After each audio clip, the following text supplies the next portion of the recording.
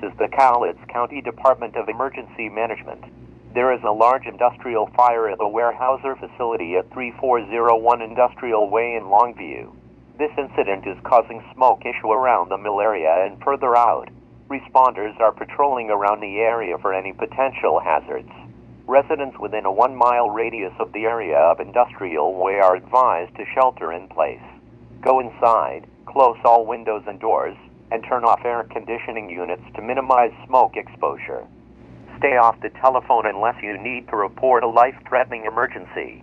Those with throat, skin, or eye irritation, or have trouble breathing as a result of this incident must seek immediate medical attention by calling 911.